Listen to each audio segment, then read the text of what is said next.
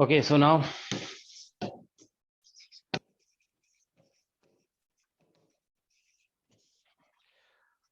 let's discuss some problems, है ना। तो आज हम लोग प्रॉब्लम डिस्कस कर रहे हैं, उसके बाद फिर हम लोग नेक्स्ट क्लास से कुछ न्यू टॉपिक से स्टार्ट करेंगे ईएमटी का। ओके,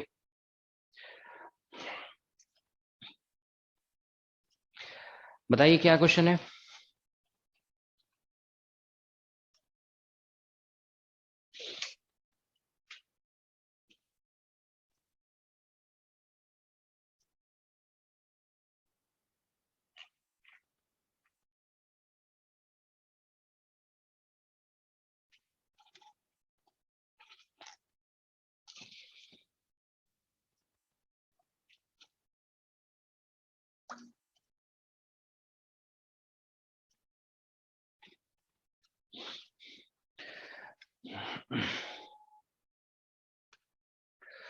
विक्रम, बताइए क्या क्वेश्चन पूछना है।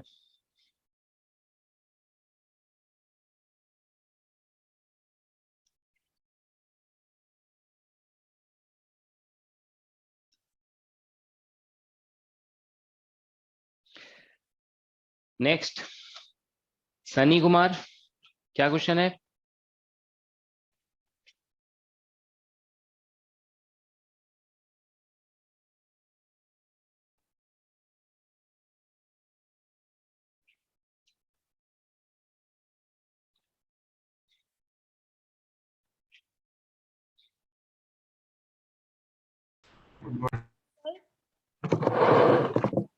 हाँ बताइए।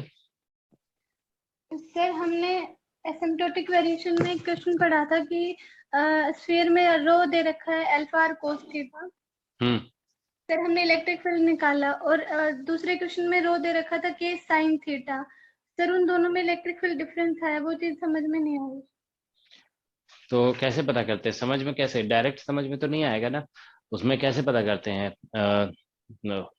इलेक्ट्रिक फील्ड जो है उसका वेरिएशन जैसे पता करते हैं वैसे पता करेंगे, जो कंडीशन सेटिस्फाई करेगा उसके अकॉर्डिंग बताएंगे आंसर। समझ में तो यही आएगा ना आपको। जैसे स्फेयर है, इसमें आप बता रहे हो कि कॉस थीटा वेरिएशन दिया हुआ है ना, charge density is proportional to cos theta, यही कह रहे हो ना। Yes sir. तो आप बताइए, इसमें आप सबसे पहले फील्ड का एसिम्प्टोटिक वेरिएशन पता करने के लिए हम लोग एसिम्प्टोटिक वेरिएशन की बात कर रहे हैं, ठीक है। तो आप क्या क्या निकालते हो एसिम्प्टोटिक वेरिएशन निकालने के लिए, आप क्या क्या निकालते हैं इसमें। चार्ज और मोमेंटम हाँ, पता तो करें। इसमें आप क्यू टोटल निकालते हो इस क्वेश्चन में, तो कितना आया, what is total Q total. Zero हो जाएगा सर। 0 आया। और इसका डाइपोल मोमेंट आप निकाल रहे हो तो क्या आ रहा है, 0 या non zero. Sir dipole moment non zero. Non zero आया, ठीक है। अब इस पे आते हैं। मान लो charge density proportional to sine theta दिया हुआ है, ठीक है। इसमें बताइए आप क्यू टोटल क्या आया, 0 या नॉन जीरो। आप कैलकुलेट करके देख लीजिए यहाँ पे कॉस्ट क्या आएगा, 0 या नॉन जीरो आएगा। तो समझ में आना नहीं आना आप लोग जानते हो। देखो बेसिकली आपको खुद ही सोचना चाहिए कि आपको क्या नहीं समझ में आ रहा है, ठीक है ना। तो बेसिकली समझ में तो यही नहीं आ रहा होगा ना, कि आपने कैलकुलेशन नहीं किया होगा तो नहीं समझ में आएगा। अब क्यू टोटल निकाल बताइए, इसमें 0 आएगा कि नॉन जीरो आएगा। Sir non zero. अगर मान लो आप खुद ही बोल रहे हो नॉन जीरो आ रहा है अगर इसमें, ठीक है। तो ये नॉन जीरो अगर आ गया, आप मान लो क्या बोलते हैं ये, तो फिर अब बताइए आप क्या बोलते हैं, ये नॉन जीरो आ गया, तो फिर वेरिएशन कैसा होगा। इसमें देखो डाइपोल मोमेंट नॉन जीरो है तो फील्ड का वेरिएशन ऐसा हो जाएगा ना, और इसमें चार्ज नॉन जीरो है तो फील्ड का वेरिएशन 1/r² हो जाएगा, बस यही आंसर है, ठीक है। अब आपको ये समझ में आ रहा है कि नहीं आ रहा है वो हमें नहीं पता है, आप लोगों ने खुद ही बताया कि ऐसा होगा। अब देखो इसको समझने का दो तरीका है, क्यू टोटल हम या तो कैलकुलेट करके देखें। क्यू तो ऐसे निकलता है ना, Q is equal to rho into dV, volume से इंटीग्रेट कर देंगे। और अगर मान लो डाइपोल मोमेंट निकालना है तो हम ऐसे निकालते हैं, पोजीशन वेक्टर इंटू डीवी, ये लिखते हैं, ठीक है ना। तो ये करना पड़ेगा। तो हम देखिए यहाँ पे बेसिकली अब आप देख सकते हो कि यहाँ पे हमको क्यू टोटल निकालना है, तो हम मतलब अगर अगर हम कैलकुलेशन करना चाहते हैं तो यहाँ पे हम कॉस थीटा, समझ रहे हो ना, कॉस थीटा को पुट कर दें, डीवी का वैल्यू लिखें और पूरे स्फेयर पे इंटीग्रेट करके देखें, फिर यहाँ पे इसका कैलकुलेशन करना चाहते हो तो कम से कम साइन थीटा वाले टर्म को इंटीग्रेट करके देखो, साइन थीटा की टर्म को इंटीग्रेट करके देखो, यहाँ पे जीरो आ रहा है कि नॉन जीरो आ रहा है। तो ये तो हो गया कैलकुलेशन से, आप समझ रहे हो ना। देखो हम पूरा आर वाले टर्म को पुट करने की जरूरत नहीं है, क्योंकि आर से जीरो टर्म नहीं आता है, ठीक है ना। यहाँ पे थीटा वाले टर्म पे ही फोकस करना है। तो आप देखो इसमें साइन थीटा का टर्म क्या आता है, volume integration, sorry sine theta, sorry theta term क्या होता है इसमें, आप बताइए what is the theta dependent term in volume integration. ऐसा होता है ना, साइन थीटा और इंटू डी थीटा, ऐसा होता है ना, कि होता है कि नहीं होता है वॉल्यूम इंटीग्रेशन में। देखो एक टर्म होता है साइन थीटा डी थीटा, फिर नेक्स्ट टर्म होता है डी फाई। फाई पे भी फोकस नहीं कर रहे हैं, थीटा पे सिर्फ फोकस कर रहे हैं। तो यहाँ पे देखो कॉस थीटा लिखोगे आप, इसमें कॉस थीटा, तो इंटीग्रेशन करोगे जीरो से पाई के बीच में, पूरे स्क्वायर में लिमिट जीरो से पाई होता है। तो ये आप इंटीग्रेट करके देख लो आप, ये जीरो आएगा। और अब देखिए दूसरे वाले में हमारा चार्ज डेंसिटी में साइन थीटा आ रहा है, और वॉल्यूम के फॉर्मूले में पहले से आता है साइन थीटा डी थीटा, ठीक है, डी थीटा। अब आप इसको इंटीग्रेट करके देखो जीरो से पाई में, तो ये आपका नॉन जीरो आएगा, ठीक है ना। तो बस हो गया बात खत्म। यहाँ पे चार्ज जीरो है, इसमें चार्ज नॉन जीरो है, तो आंसर तो डिफरेंट आएगा ही ना, ठीक है। हमको ऐसा नहीं होता कि पूरा कैलकुलेशन करके देखें, हमको फोकस करना होता है। जैसे थीटा पे थीटा डिपेंडेंस से ही डिसाइड हो रहा है, प्लस जीरो नॉन जीरो, तो बस थीटा वाला पार्ट को देख लेते हैं इंटीग्रेट करके, ठीक है, तो आंसर आ जाएगा। Is this clear now? Yes sir.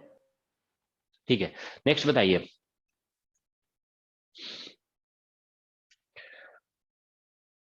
Sir एक क्वेश्चन ये था कि हमें फ्लक्स निकालना है, और सर जब आपने नोट्स में क्वेश्चन करवाया,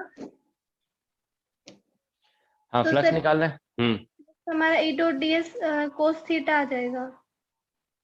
कौन सा क्वेश्चन कौन सा है? सर असाइनमेंट 2 में है, इलेक्ट्रिक फ्लक्स और गोज लॉ वाले, बुक से है सर, बुक से।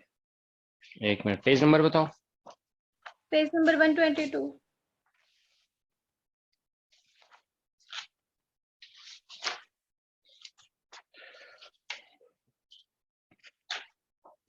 हम्म, 122 कौन सा क्वेश्चन है?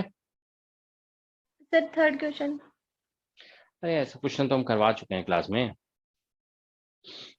ऐसा क्लास में कराया नहीं। आप लोग नोट्स में देखो, इसको नोट्स में कराया हुआ है क्वेश्चन। आप लोग, हमको लगता है नोट्स प्रॉपर बनाते नहीं हो, ठीक है, एग्जैक्टली यही क्वेश्चन कराया हो। नोट्स प्रॉपर है सर। आपने कोस 90 माइनस थीटा करवाया था, तो ईडीएस साइन थीटा आंसर आया था, बट सर जनरली तो ईडीएस कोस थीटा ही तो आएगा। अब 90 में शीटा एंगल बन रहा होगा तो 90 में शीटा लेंगे ना।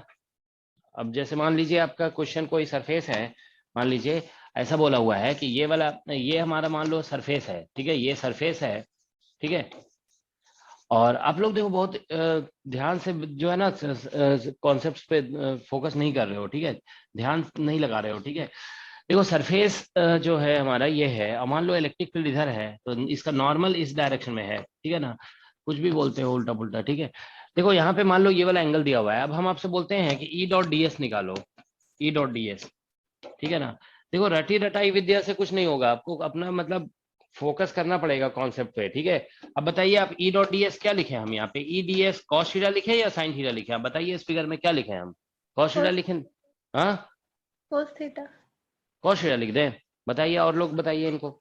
cos 90 minus theta sine theta होगा। अरे देखो जब आप डॉट प्रोडक्ट करते हो तो आप रट नहीं लो इसको कि ई डॉट मतलब A dot B is equal to A B cos theta होता है। यहाँ पे ऐसे बोला जाता है, मतलब first vector multiplied by second vector of cos of, अगर आपसे पूछा जाए ये एंगल क्या होता है, व्हाट इज दिस एंगल, आप क्या बोलते हो इस एंगल को? थीटा ही बोलते हो हमेशा क्या? आप ऐसे रट लोगे ना कि A dot B is equal to A B cos theta होता है, ऐसे बोला जाता है ना। देखो दो वेक्टर जब आप ए डॉट बी लिखते हो तो क्या लिखते हो, ए डॉट बी का मतलब क्या होता है, ए बी और कॉस थीटा ही लिखते हैं हम हमेशा। इसमें बोला जाता है theta, theta is angle between the two vector. अब यहाँ पे थीटा की जगह कुछ और अगर लिखा हुआ रहेगा, अल्फा लिखा रहेगा, तो हम अल्फा नहीं लिख सकते हैं क्या? ठीक है। अब मान लो चलो अगर नहीं समझ में आ रहा है फिर भी, तो हम चलो अब अल्फा लिख देते हैं यहाँ पे। अब आप बताइए हम क्या लिखे हैं इस फिगर में। दो दो एंगल आपको दिख रहा है ना, एक थीटा भी दिख रहा है, अल्फा भी लिख रहा है, तो आप दिख रहा है। अब आप बताइए हम क्या लिखे यहाँ पे, कॉस थीटा लिखे या कॉस अल्फा लिखे? तो ये सब देखो ध्यान से पढ़ाई करो, नहीं तो एग्जाम में सब गलत करके आ जाओगे आप। डॉट प्रोडक्ट का मतलब क्या होता है, प्रोडक्ट ऑफ मैग्नीट्यूड और cos of angle between the two vector. एक वेक्टर हमारा इधर है, एक वेक्टर इधर है, तो अल्फा लिखेंगे ना यहाँ पे, थीटा क्यों लिखेंगे?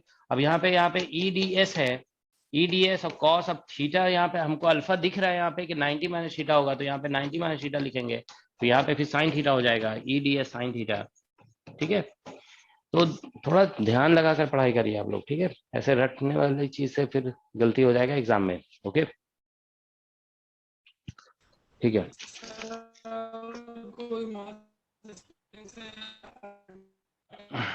अरे आवाज नहीं आ रही है, आवाज नहीं आ रही है। और अभी के में किसी को समझ में आ रहा है ये क्या बोल रहे हैं? सर नहीं समझ में आ रहा है। चलो नेक्स्ट बताओ क्या है और।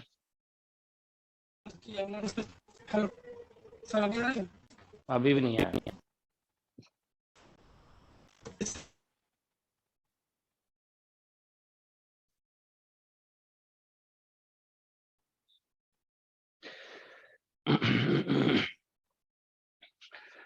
नेक्स्ट नेक्स्ट आप लोग बताइए।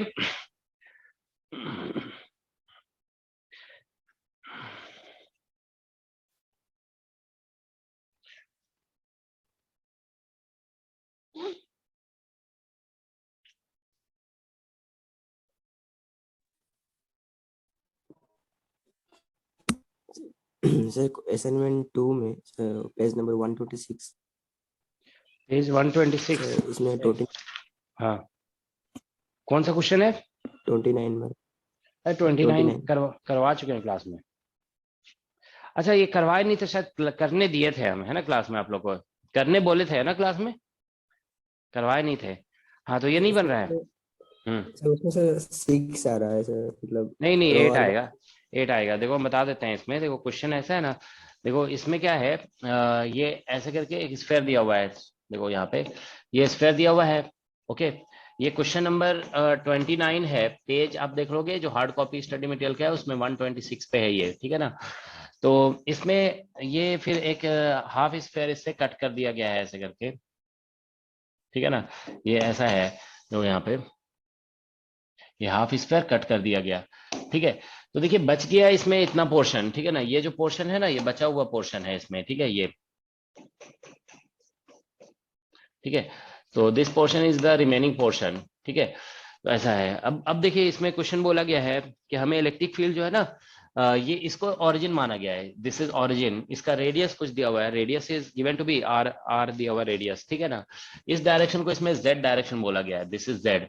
तो ये जो पॉइंट है ना, ये पॉइंट, ये देखिए यहाँ से यहाँ तक आ रहा है, ये z इक्वल टू -r/2 है, ठीक है ना। तो इस पॉइंट पे हमें इलेक्ट्रिक फील्ड निकालने के लिए बोला गया है, ठीक है ना।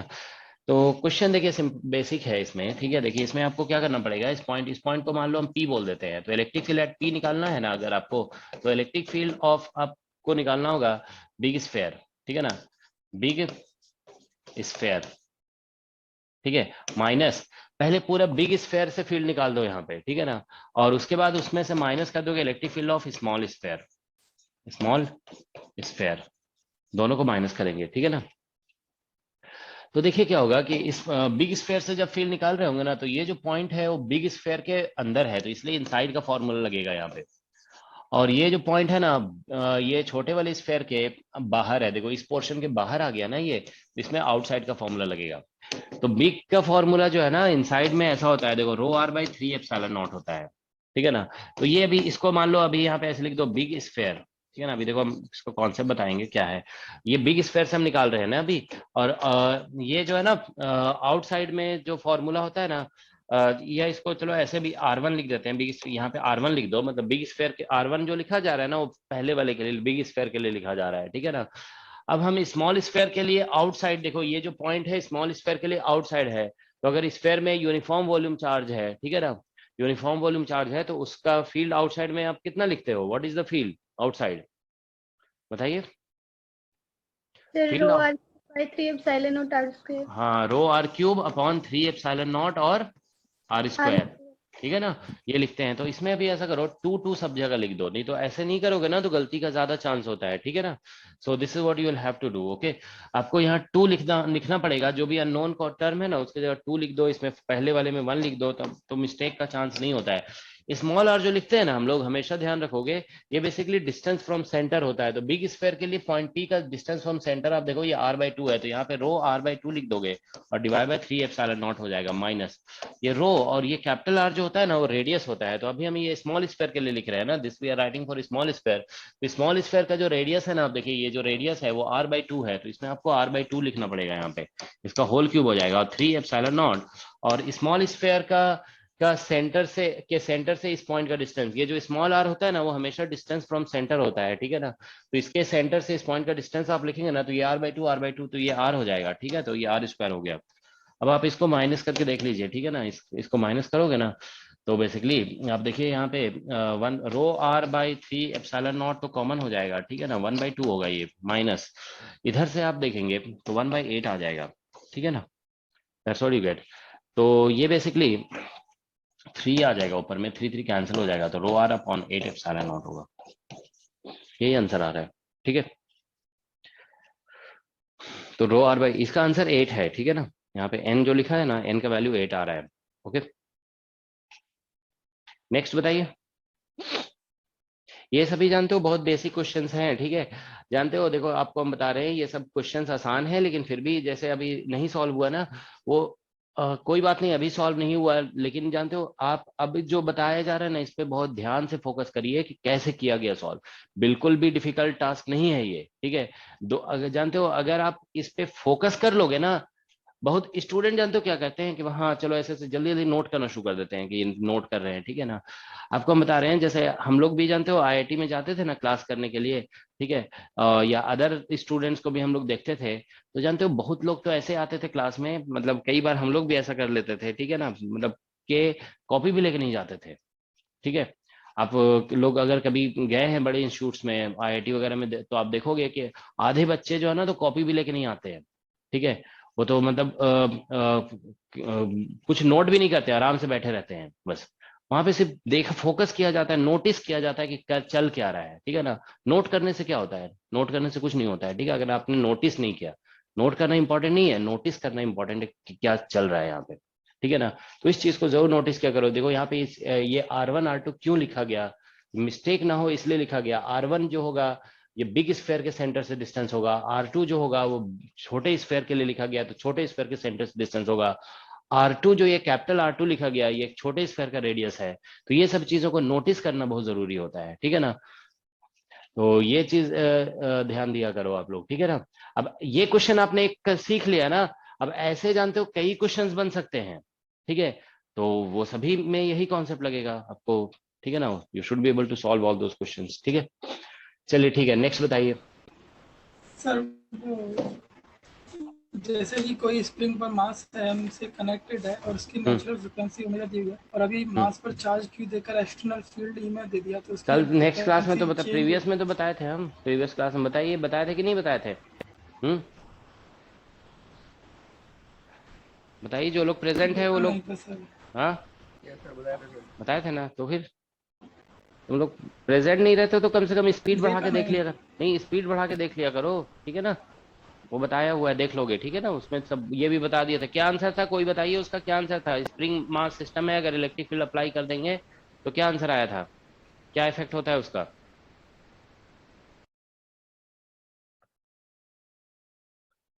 जो लोग प्रेजेंट थे वो लोग बताइए, जल्दी से बता दो, 1 2 मिनट 2 सेकंड लगेगा बताने में।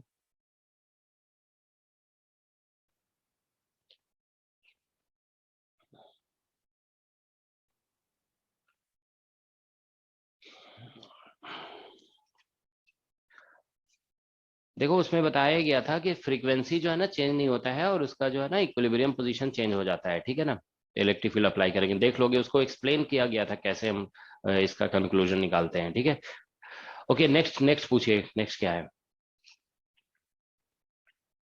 सर असाइनमेंट 3 का 21 क्वेश्चन देखना सर, उसमें आंसर मेरा मैच नहीं कर रहा सर।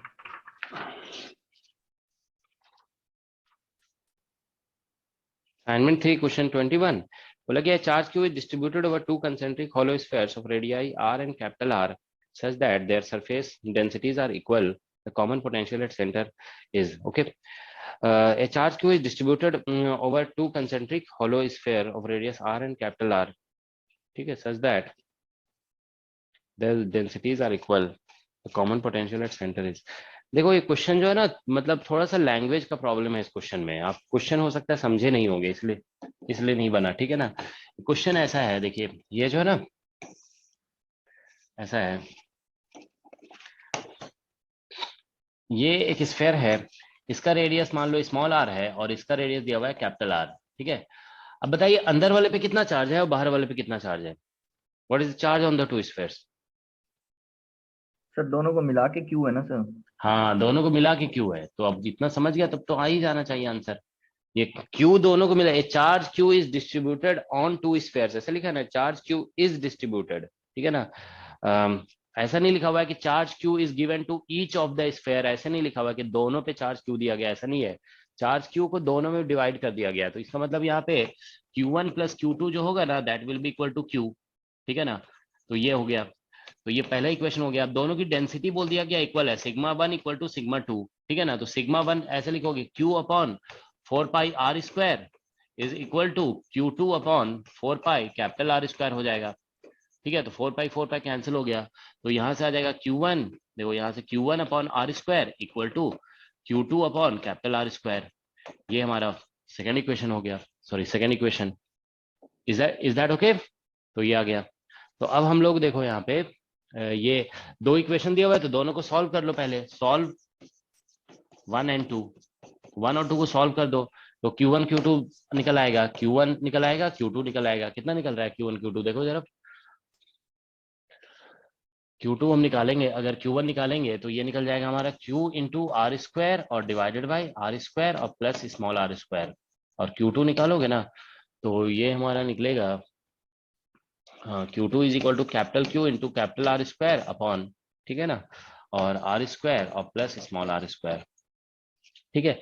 ये रिजल्ट होगा दोनों का, Q1 Q2 निकल गया। अब आप देखो सेंटर पे पोटेंशियल निकालना है, सेंटर पे, तो V at center is equal to, ये तो सेंटर तो अंदर का पॉइंट है ना, तो इस सरफेस पे जब चार्ज होता है तो डायरेक्ट ऐसे लिखोगे ना, KQ1/R और प्लस KQ2/R।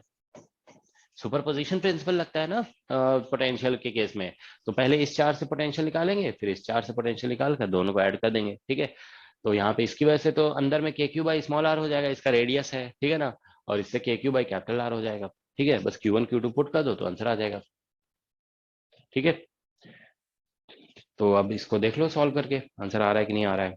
हम लोग ये पुट करेंगे ना, देखो यहाँ से, तो ये K और Q1 Q2 पुट करेंगे तो Q upon capital R square plus small R square, ये इतना तो कॉमन आ जाएगा। और यहाँ पे जब पुट करोगे ना, देखो Q1 पुट करोगे तो स्मॉल आर हमारा यही है ना, Q1 जब पुट करेंगे तो स्मॉल आर तो ठीक है हमारा बाहर आ जाएगा, ठीक है ना, एक स्मॉल आर बच जाएगा, और ये पुट करोगे तो कैपिटल आर बच जाएगा। तो ये आंसर आ रहा है इसका, दैट्स द आंसर, ओके। देखो इसका आंसर ये दिया हुआ है, यस सर, ठीक है सर। ठीक है, सी ऑप्शन आ जाएगा, ओके, ठीक है। Next question. Sir yes. Sir एक छोटा सा डाउट है। आपने एक टीएफआर का क्वेश्चन कराया था, हम लाइव नहीं लिए तो क्लास। सर उसमें 2 लॉन्ग हॉलो कंडक्टिंग सिलेंडर्स बोला था, आउटर सिलेंडर को ग्राउंड किया था और इनर सिलेंडर को इंसुलेटेड बोला था। उसमें फील्ड लाइंस ड्रॉ करनी थी। सर ये क्वेश्चन थोड़ा सा समझ नहीं आ रहा कि ये जो इनर सिलेंडर है इंसुलेटेड का मतलब क्या है, इसको थोड़ा सा बता दो। इंसुलेटेड का मतलब वो बाहर वाले से कनेक्टेड नहीं है, समझिए ना, वो किसी चीज से अच्छा, कनेक्टेड नहीं है। हाँ ये है मतलब, वो जो है ना ग्राउंडेड भी नहीं है बाहर, और आउटर सिलेंडर से कनेक्टेड भी नहीं है, ये इसका मतलब है। Okay sir, okay, thank you. Next next बताइए।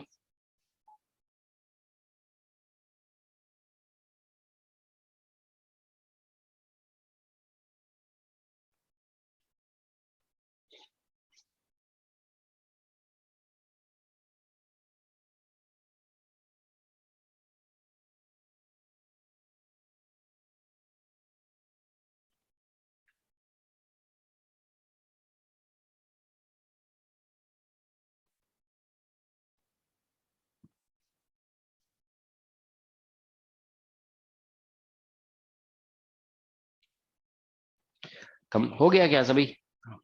This is all. एक मिनट अभी यार।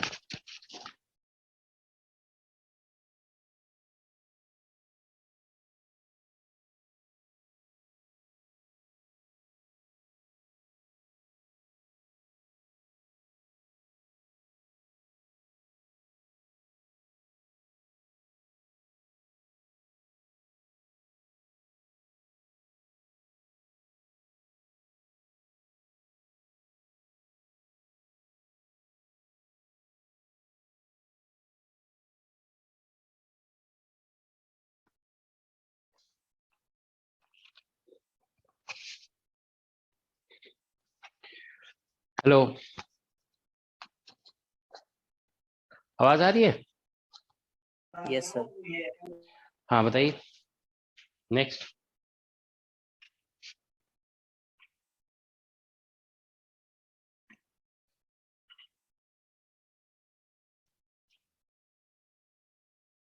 देखो नहीं है क्वेश्चन तो फिर हम लोग स्टॉप भी कर सकते हैं, ऐसा कुछ नहीं है, ठीक है कि 2 घंटे क्लास है, 2 घंटे ही चलाना है, ठीक है।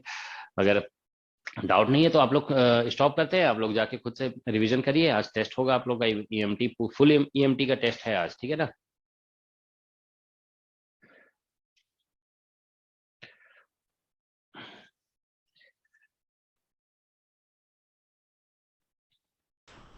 सर मतलब फुली सॉलिड स्फीयर है, यूनिफॉर्मली चार्ज, अगर उसका पोटेंशियल एनर्जी निकालेंगे तो वो आंसर आया हुआ है, लेकिन वहाँ पर एक कन्फ्यूजन है कि उसमें पोटेंशियल जो लेंगे वो सरफेस पे लेंगे, मतलब R equal to capital R के लिए।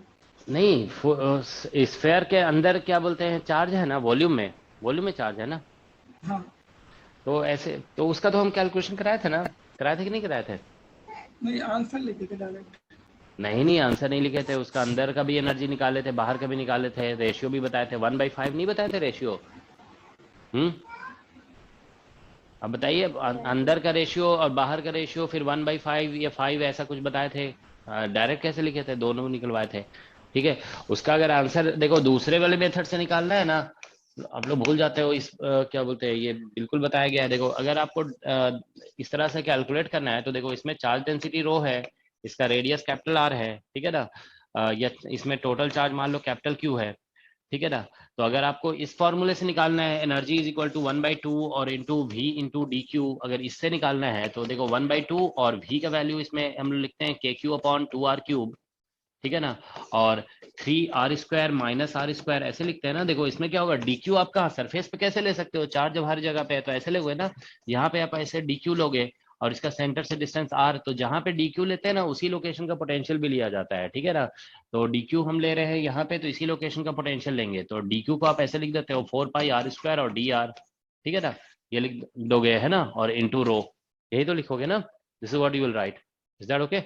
तो 4πr² dr और इंटू रो लिख देंगे हम dq को, ठीक है ना, रो इंटू dv लिख दिया गया। अब बस इसमें अब देखो इंटीग्रेशन जो है ना चार्ज पे हो रहा था, चार्ज जो है 0 से लेकर कैपिटल आर तक है, तो यहाँ पे 0 टू कैपिटल आर इसका लिमिट हो जाएगा, that's all, that's what you get actually, okay. तो यही इसका आंसर है, ठीक है। बस इसको इंटीग्रेट कर दोगे तो आंसर आ जाएगा, ठीक है। तो जहां पे चार्ज होता है ना उसी लोकेशन का पोटेंशियल लिया जाता है, बेसिकली ये कॉन्सेप्ट है। और चार्ज जब हर जगह पे है तो अंदर में एलिमेंट लेना पड़ेगा, ऐसा नहीं कर सकते हो कि आप एलिमेंट बाहर में ले लो, ठीक है। दैट यू कैन यू आप ये नहीं कर सकते हो कि एलिमेंट सरफेस पे ले ले, ठीक है ना, ठीक है।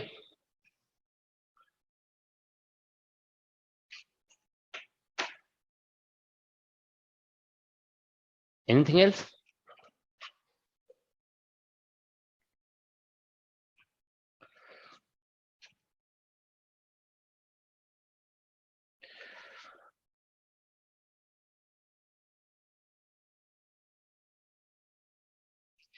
चलो ठीक है, आप लोग बहुत स्लो पूछ रहे हो ना, तो अभी स्टॉप करते हैं, ठीक है। नेक्स्ट क्लास में आप लोग जो भी पूछना होगा पूछ लोगे, ठीक है।